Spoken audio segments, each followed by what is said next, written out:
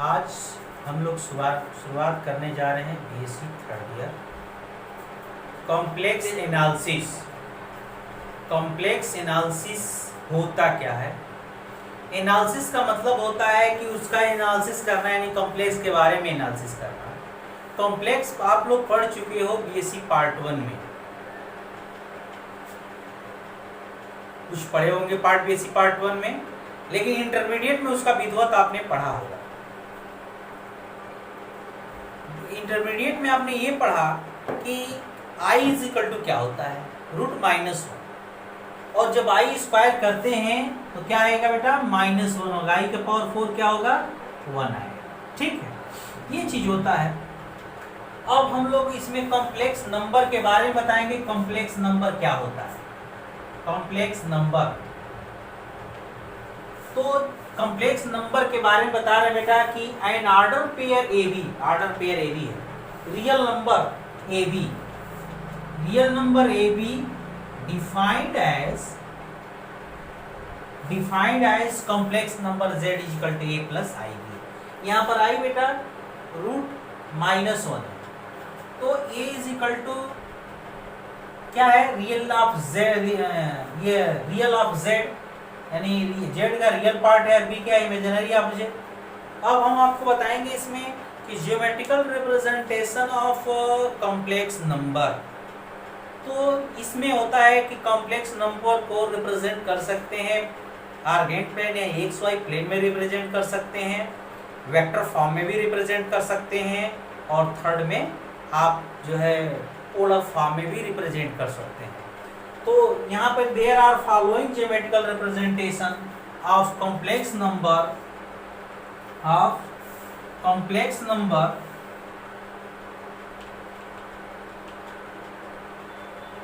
Z is equal to X plus IY। ठीक है बेटा, तो पहले हो गया, देखिए as a point XY plane, यानी आप यहाँ बता रहे हैं कि दैट इज आर्गेंट प्लेन, जिसको बोलते हैं आर्गेंट प्लेन भी बोला जाता है। ये है बेटा आपका, देखिए ये है ना OXY, ये हम लोगों का रियल एक्सिस होता है, और ये क्या होता है, इमेजिनरी एक्सिस होता है। ठीक है, अब देखिए ये OM, ये P पॉइंट हो गया, XY ले लिए। ठीक, अब अगला पॉइंट बता रहे हैं as a vector form.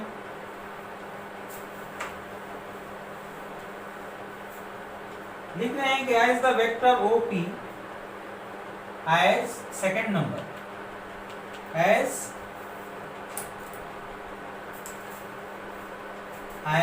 The vector OP from O to P। ठीक है, ठीक।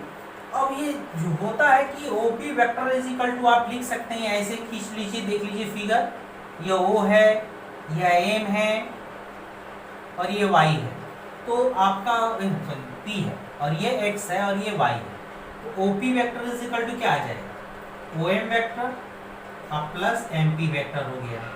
तो चूंकि MP वेक्टर जो होगा ना, OM vector is equal to OM vector is equal to आप X लेते हो, और MP vector is equal to क्या लेंगे, IY वेक्टर हो जाएगा। ठीक है, तो आप इसमें रिप्रेजेंट कर सकते हैं। और थर्ड नंबर है polar form, as a polar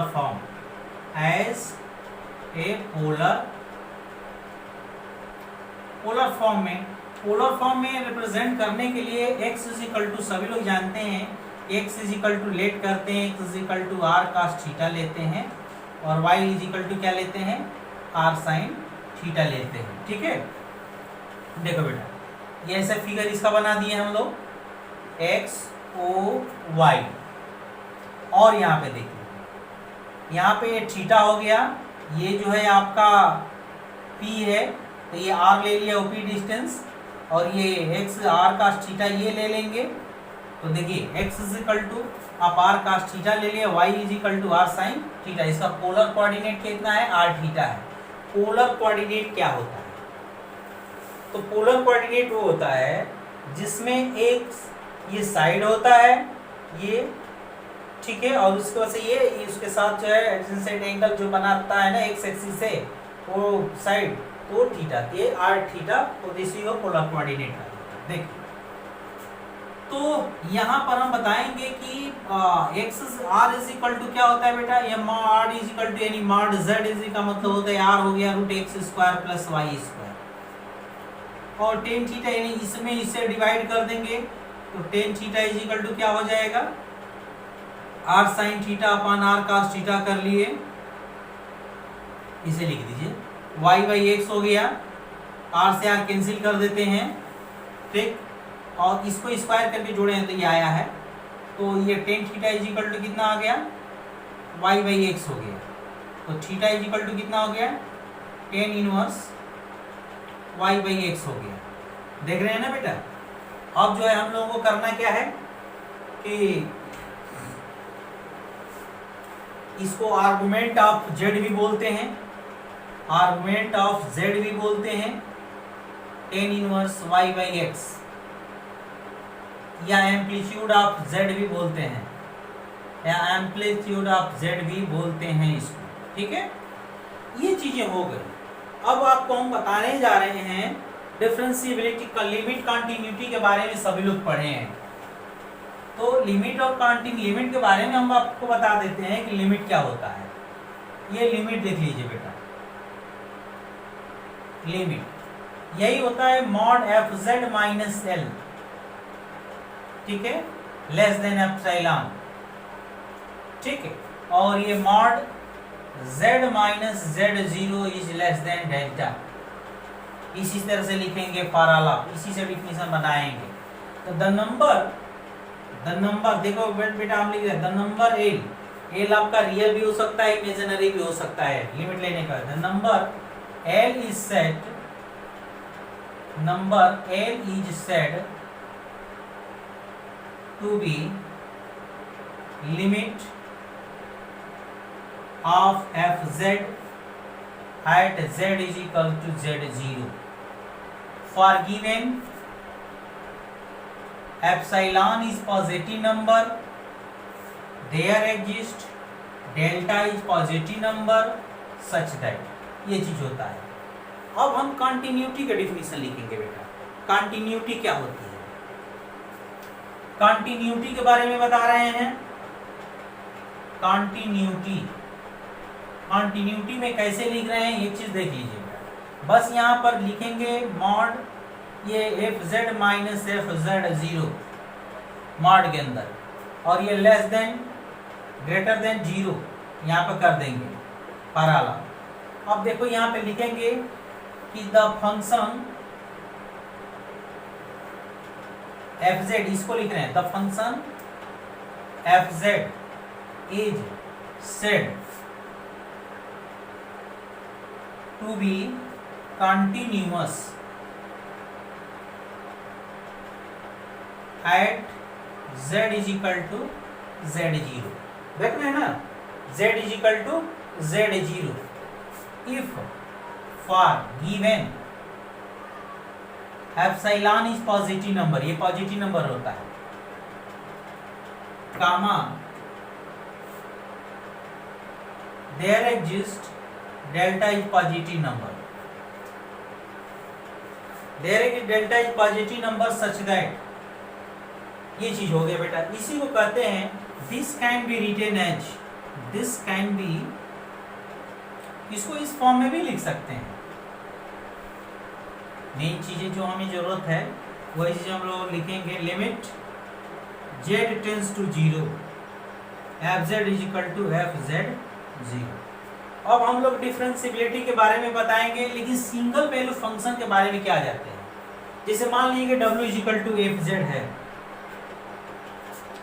तो z के मान बदले लेकिन w का मान न बदले, उसी को क्या करते हैं, सिंगल वैल्यू फंक्शन करते हैं। यानी z का मान बदले लेकिन w का मान न बदले, उसी को क्या कहते हैं, सिंगल वैल्यू फंक्शन बोलते हैं। तो अब हम आपको डिफरेंशिएबिलिटी बताएंगे। Differentiability differentiability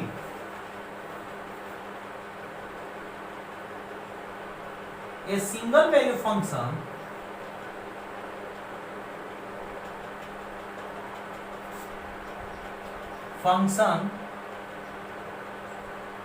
in fz in domain D is said to be derivative.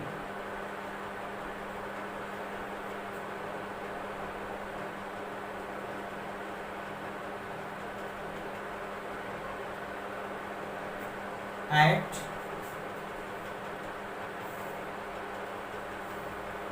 z is equal to a if a and define as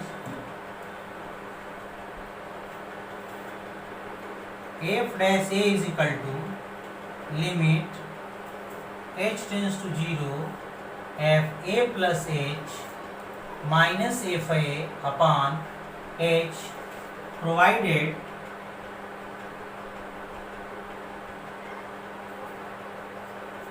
limit exist.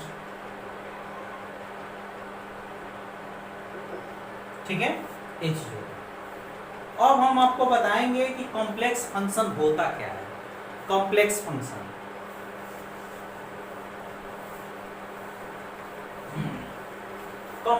Function के बारे में बता रहे हैं बेटा। इसमें कहा एक कॉम्प्लेक्स फंक्शन बताने के पहले इसको आपको याद रखना होगा। बेसिक पार्ट 1 में डेल एफ अगर u is equal to F X Y है तो आपने del F upon del U के बारे डेल एक्स के बारे में लिखा होगा कि लिमिट h टेंड्स टू 0, ये लिखे थे ना, F X plus H minus Y F X plus H और Y minus F X Y upon H. Del F upon del Y क्या था डिफिनीशन बेटा? Limit k tends to 0 F X comma Y plus K और minus F X Y. जब question बताएंगे तो इसमें इसकी जरूरत पड़ेगी। अब हम आपको बताने जा रहे हैं कॉम्प्लेक्स फंक्शन होता क्या है। तो कॉम्प्लेक्स फंक्शन में कभी भी इमेजिनरी पार्ट 0 नहीं होता है। कॉम्प्लेक्स फंक्शन में कभी भी इमेजिनरी पार्ट 0 नहीं होता है।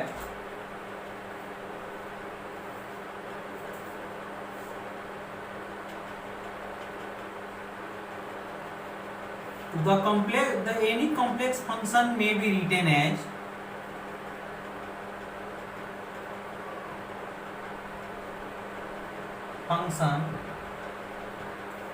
any complex function may be written as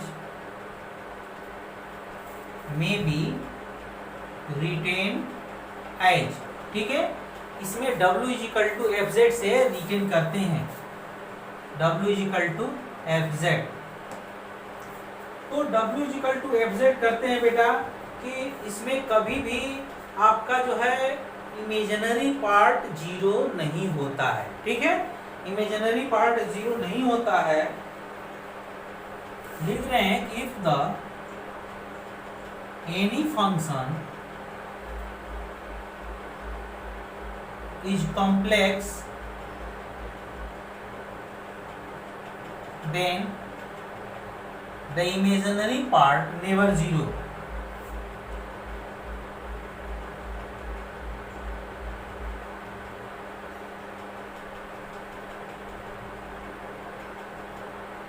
never 0। ठीक है, अब जो सबसे मेन टॉपिक से बताने जाए एनालिटिक फंक्शन क्या होता है, रेगुलर फंक्शन क्या होता है। देखिए, regular function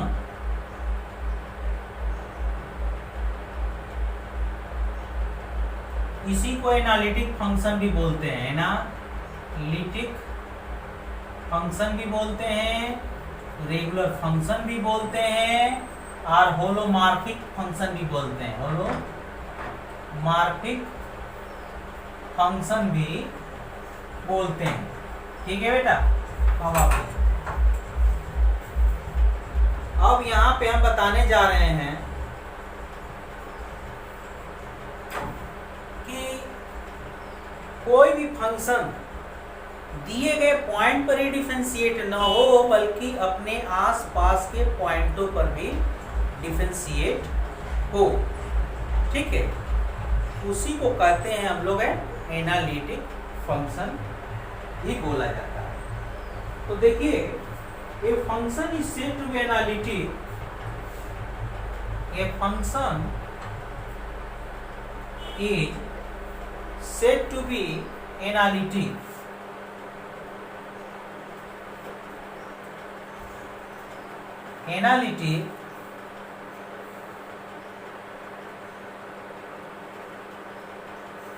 at any point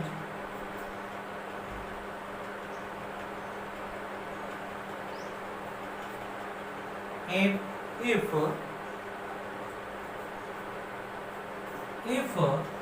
its derivative not exist, that point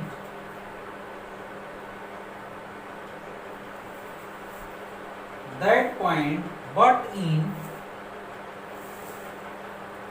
some neighborhood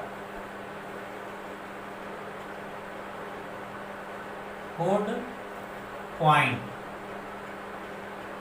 of that point।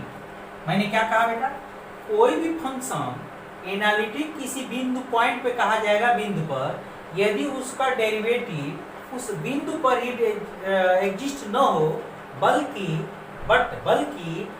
इन सम मतलब एनबीडी माने neighbourhood point of that point, उस पॉइंट के आसपास यानी बिल्कुल पास वाले पॉइंटों पर भी डिफरेंशिएट हो। जैसे ये तुम्हारा है बेटा, देखो ये पूरा पॉइंट है, बड़ा पॉइंट है ना, इसके बिल्कुल पास, एकदम बिल्कुल पास, नगण्य होता है, शून्य के इक्वल होता है लगभग, तो उस पर भी डिफरेंशिएट हो, तो ऐसे फंक्शन को क्या कहेंगे, एनालिटिक फंक्शन कहेंगे। ठीक है बेटा। अब हम आपको बताने जा रहे हैं सबसे most important necessary condition for analytic function. Necessary condition for analytic function, देखिए, necessary condition for analytic function.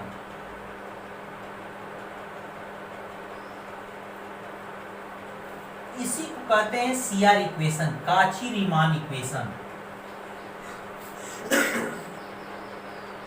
CR equation यानी काची-रीमान इक्वेशन।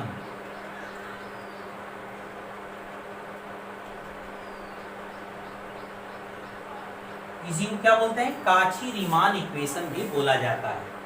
अब देखो बेटा, इसमें हम लोग कर क्या रहे हैं, लेट करेंगे, let W is equal to FZ is equal to U plus IV, ठीक है, be analytic function in domain D।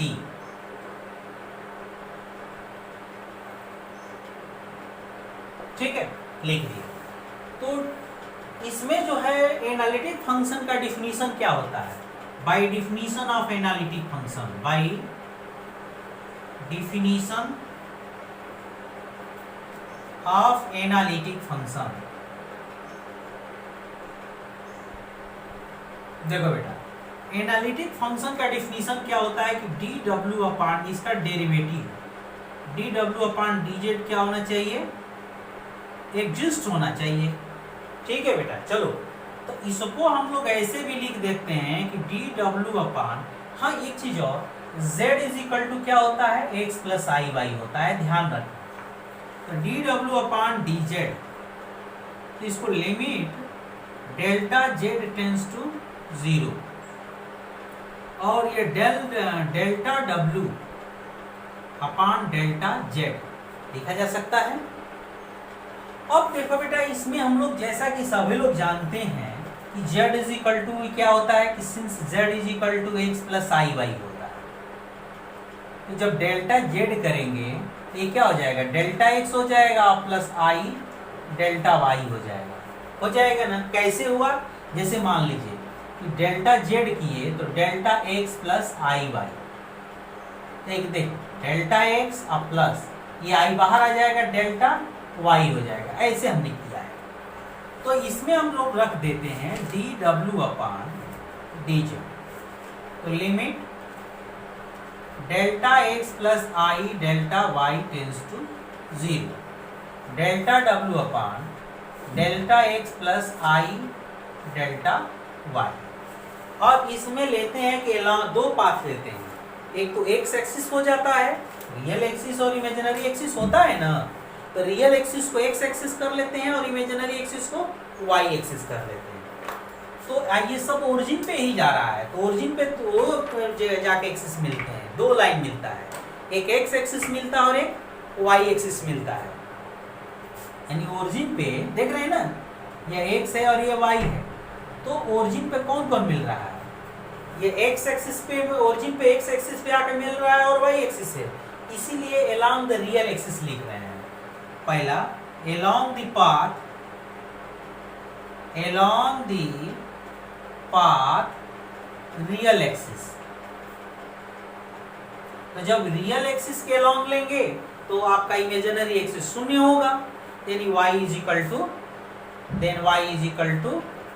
Zero है, then y is equal to 0। तो इक्वेशन नंबर ये फर्स्ट क्या हो जाएगा, इक्वेशन 10, इक्वेशन 1 विल बी, देखिए क्या हो जाएगा, D W upon D Z is equal to limit delta A, ये तो 0 हो गया ना पूरा, और ये भी 0 हो गया, ये दोनों, ये और ये दोनों 0 हो गया, delta X tends to 0, delta W upon delta X. जब कोई भी दो वेरिएबल का फंक्शन होता है, डब्ल्यू क्या है, दो वेरिएबल का फंक्शन है, तो इसलिए यह डेल क्या हो जाएगा, डेल्टा क्या हो जाएगा, डेल में कन्वर्ट हो जाएगा। यानी आप इसको लिख सकते हो, यहां लिख देते हैं, देखिए कि D W upon D Z जो होगा यह del W upon del X हो जाएगा, इक्वेशन नंबर 2 हो गया। आप एक बार फिर हम लोग along the path imaginary axis ले लेंगे। देखिए सेकंड नंबर बेटा, along the path imaginary axis,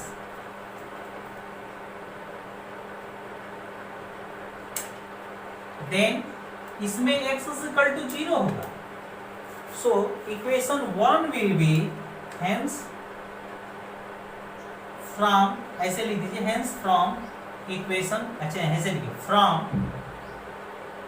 equation 1 we have, क्या हो गया बेटा, यहां पे देखो ये D W upon D Z is equal to क्या बना, अब ये ना 0 हो गया, एक्स 0, ये limit I delta Y tends to 0, delta W upon I delta Y, I तो 0 की तरफ डिवाइड हो जाएगा, D W upon D Z, तो limit delta Y tends to 0, ये 1 अपान आई कर लो बाहर बेटा, यहां कर लो, ठीक है, और ये क्या हो गया, del W upon delta Y हो गया। अब देखो तुम लोग, अब क्या होगा, ये क्या होगा, ये भी डी में कन्वर्ट हो, डेल में कन्वर्ट हो जाएगा ना, तो D W upon D Z, क्योंकि जानते हैं आप कि डब्ल्यू भी दो वेरिएबल का फंक्शन है, u और v, और u भी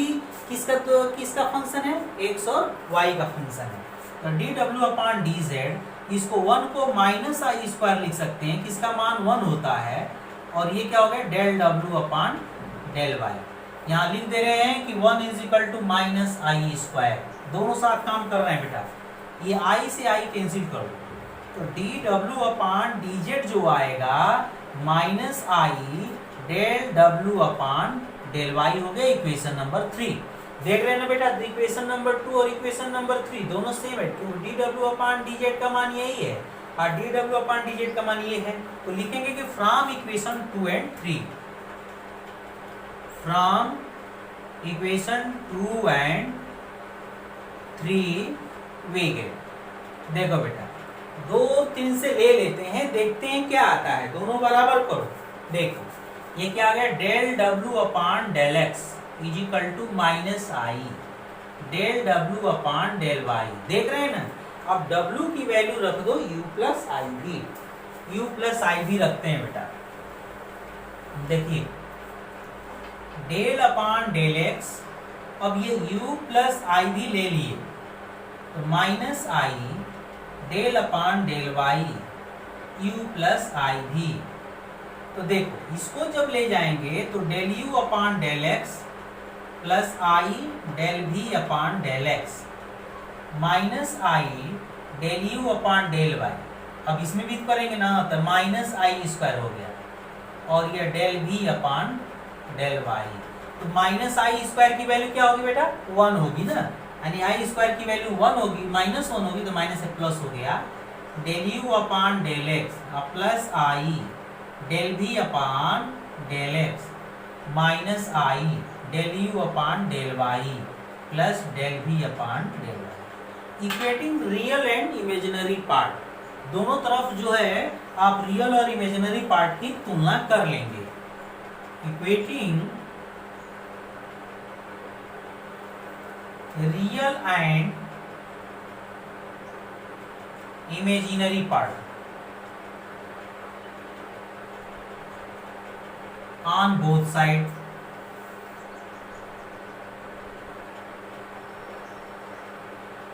वी गेट। देखो तो ये del U upon del X क्या आ गया बेटा, देखना रियल पार्ट ये है del v upon del Y और ये del v upon del X is equal to, देखिए माइनस होगा ना, minus del U upon del Y, या डेल यू इसको लिख सकते हैं del U upon del Y, ऐसे लिख दीजिए del U upon del X is equal to del V upon del Y और del U upon del Y is equal to minus del V upon del X. ये चीज हो गया which is C R equation. इसको U X भी equal to U Y में भी लिखते हैं और U Y is equal to minus V X which is called C R equation, which is called C R equation. ठीक है, अब हम लोग आगे बताने जा रहे हैं कि आपको एक टॉपिक्स और बेटा, इसमें हम बता रहे हैं इसका सफिशिएंट कंडीशन आपको बता दें कि सफिशिएंट कंडीशन क्या होता है। तो इसमें हम लोग मानेंगे कि अब सिंगल वैल्यू फंक्शन है और ये जो पार्शियली डेरिवेटिव हो रहा है वो एग्जिस्ट कर रहा है। तो देखिए अब हम इसमें बना रहे हैं आपको कि sufficient condition, sufficient condition of analytic function, analytic function, ये चीज हम बता रहे हैं बेटा। देखो sufficient condition for a analytic function. अब हम लोग मानेंगे कि यहाँ पे कि let W is equal to F Z is equal to U plus I V be single value function, single value function. तो जब ये सिंगल वैल्यू फंक्शन है, ठीक है, single value function and first having देखिए बेटा del U upon del X del U upon del Y del V upon del X del V upon del Y must, ऐसे लिखिए be exist in region R, ठीक है, in region are.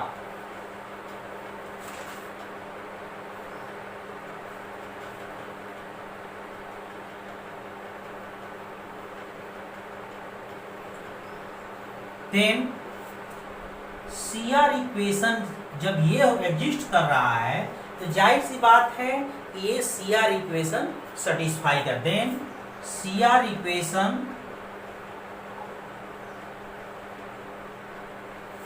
Equation exist या satisfy are exist. देखो so ये क्या हो गया बेटा, del U upon del X is equal to del V upon del Y, del U upon del Y is equal to minus del V upon del X. Equation number 1 first ले लेंगे, ठीक है। अब आ जाओ, तो अब लोग बाई टेलर्स थ्योरम ले लेते हैं। By Taylor's theorem, Taylor's theorem ये होता है कि F Z plus delta Z को, अब आप क्या लिखेंगे, ये देखिए U X plus delta X Y plus delta Y plus I, क्योंकि जो u होता है यहाँ पे ऐसे लिख सकते हैं यू एक्स वाई होता है plus I V X Y. जब z में इंक्रीमेंट होता है तो u में इंक्रीमेंट होगा और v में इंक्रीमेंट होगा, तो v में इंक्रीमेंट में x v में भी इंक्रीमेंट होगा और y में भी इंक्रीमेंट होगा। वही x प्लस डेल्टा x और y प्लस डेल्टा y कर लिए बेटा, और v x plus delta x plus y delta y plus delta y कामा करके कर लिए। समझ लीजिए फिर कि जब z में इंक्रीमेंट किए हैं डेल्टा प्लस z ना, तो इसका मतलब हो गया किस में इंक्रीमेंट कर रहे हैं, एक्स वाई में। चूंकि सभी लोग जानते हैं कि z is equal to X और y पेयर के फॉर्म में लिखते हैं, तो z प्लस डेल्टा z का मतलब हो गया कि x plus delta x plus I y plus delta y हो जाएगा, ठीक है। इसको पेयर फॉर्म में कैसे लिखेंगे बेटा, x प्लस डेल्टा x और y प्लस डेल्टा y। समझ गए। देखो z को x y पेयर फॉर्म में लिखते हैं और z प्लस डेल्टा z को x plus delta x i plus delta y के फॉर्म में लिखेंगे, क्योंकि देखिए डेल्टा z का मतलब ये और ये हो जाएगा, ठीक है। तो इसी तरह से हम इसको लिखें, ठीक। अब देखो चूंकि टेलर्स थ्योरम ये होता है, वैसे आपको रियल एनालिसिस में इसका पढ़ाया जाएगा। ये पढ़ाएंगे हम एफ एक्स प्लस एच और Y plus K is equal to F X Y plus ये होगा del X del F upon del X delta X plus del F upon del Y delta Y. ये चीज हम आपको बेटा बताएंगे आपको, ठीक है। बीएससी थर्ड ईयर में ही पढ़ेंगे आप। ये चूंकि पहले हम लोग पढ़ाते थे बीएससी फर्स्ट ईयर में ही पढ़ाते थे, लेकिन ये अब सेकेंड थर्ड ईयर में चला आया है, तो रियल एनालिसिस है उसी में पढ़ना है आपको, ठीक है। इसी पे हम लगा रहे हैं। तो देखो एफ की जगह यू है, तो U X Y plus del U upon del X D delta X plus del U upon del Y delta Y plus dot dot, ठीक है। अब देखिए V X Y plus del V upon del X delta X plus del V upon del Y delta Y plus dot dot, ठीक है बेटा। अब देखिए हाँ ये बात ये चीज और है कि आई कहाँ रह गया, ये आई रहेगा ना। तो अब देखिए अब आई का हम लोग मल्टीप्लाई कर रहे हैं यहाँ पे,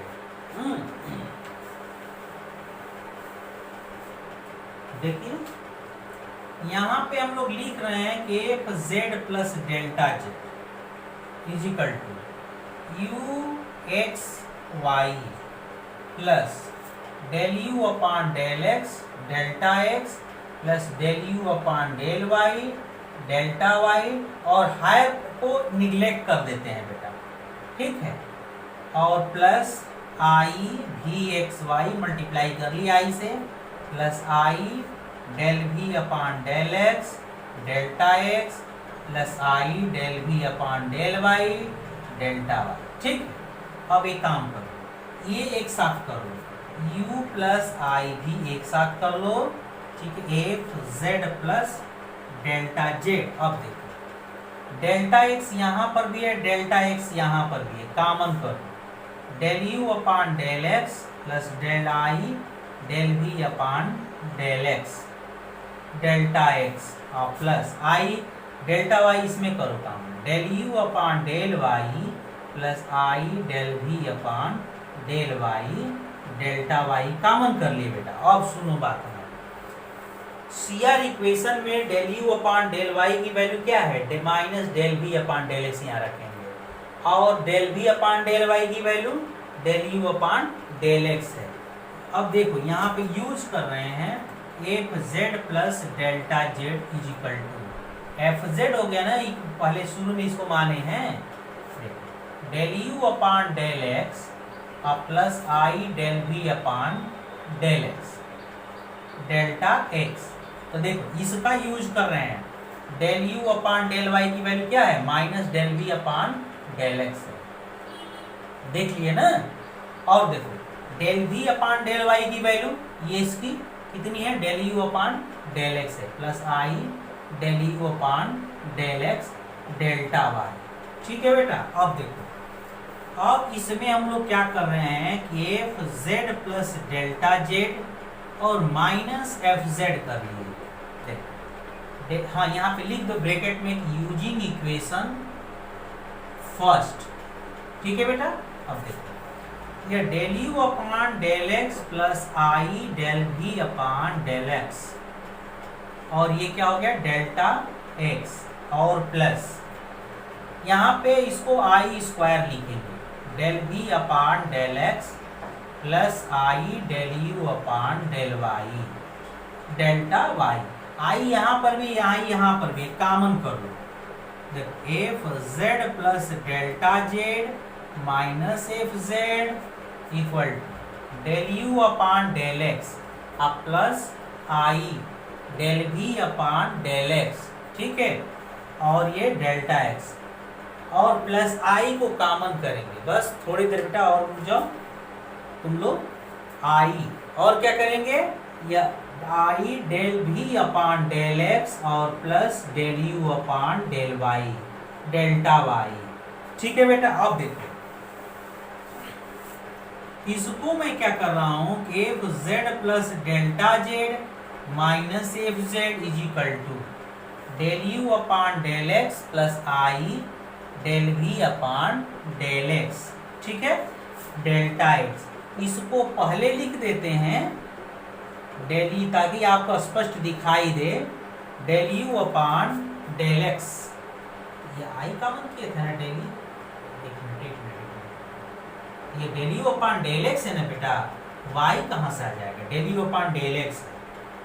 ठीक है, यहाँ पे एक्स है कि यहाँ पर भी एक्स। अब देखो del U upon del X plus I del V upon del X, देख रहे हैं ना, जो यहाँ डेल्टा वाई जो यहाँ पर है वही पार्ट यहाँ पर है, तो क्या करेंगे कॉमन कर लेना, तो कितना हो गया F Z plus delta Z minus F Z is equal to, ये देखिए delta X plus I delta Y, जब किसको कॉमन करें तो बचा है del U upon del X plus I del V upon del X. ठीक है बेटा, अब सुनो इसको क्या लिख सकते हैं, जैसे देखिए Z is equal to X plus I Y है, तो delta Z is equal to क्या होगा delta X plus I delta Y, इसको डेल्टा जेड लिख दीजिए, बस बस हो गया A Z plus delta Z और माइनस एफ जेड बेटा, तो ये डेल्टा जेड हो गया ना,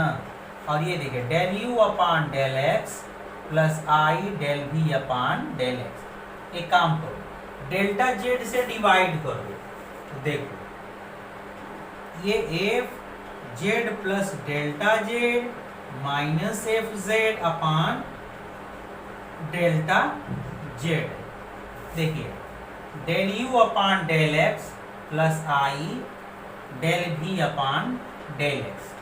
अब लिमिट ले लो, लिमिट ले लोगे तो ये अब आ जाएगा। Taking limit, taking limit delta Z tends to 0 we get, तो लिमिट लोगे तो limit delta Z tends to 0 F Z plus delta Z minus F Z upon delta Z is equal to del E, क्योंकि इस पे तो काम करेगा नहीं, del V upon del x, क्योंकि पहले से ही डेल में कन्वर्ट है। अब ये बीएससी इंटरमीडिएट में definition of calculus, definition of differentiation में पढ़े हैं, D F upon D Z is equal to, और ये एग्जिस्ट करेगा बेटा। क्यों एग्जिस्ट करेगा? क्योंकि बिकॉज ये एग्जिस्ट इसलिए करेगा, या इसको हम लोग ऐसे भी लिख सकते हैं, F D F upon D Z का मतलब हो गया F dash Z exist. F dash exist का मतलब ये हो गया because del U upon del X, del V upon del X must be exist, must be exist. तो इसका यही तुम्हारा सफिशिएंट कंडीशन हुआ आज के लिए। और बेटा अगर आप लोगों को ये वीडियो अच्छा लगा हो तो आप लोग शेयर करना और इसे लाइक भी करना, अगर अच्छा ना हो तो बात ही कुछ हो। ओके।